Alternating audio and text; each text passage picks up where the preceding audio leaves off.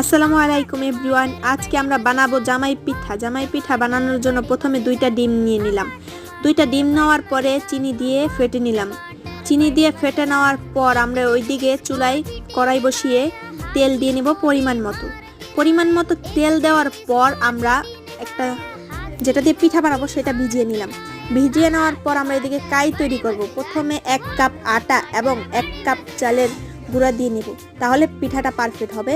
এদিকে আমার ঝাঁঝালোটা গরম হচ্ছে, তারপর আমরা নিব পানি দিয়ে কাইটাকে পারফেক্ট করব। পারফেক্ট হয়ে গেলে তারপর আমরা এটা চুলায় ছাড়বো। তো চুলায় ছাড়ার জন্য এরকম করে ছাড়তে হবে, দেখে নিন, এভাবে ছাড়তে হবে। ছাড়ার পরে আমরা এটাকে উল্টাতে হবে। উল্টাতে খেয়াল রাখবেন আপনারা তাড়াতাড়ি উল্টাবেন।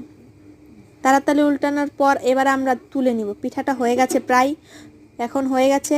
এবার আমরা এটাকে তুলে নিয়ে পরিবেশন করব। এক এক করে সব পিঠা ভেজে নিলাম, এবার পরিবেশন করে নিই।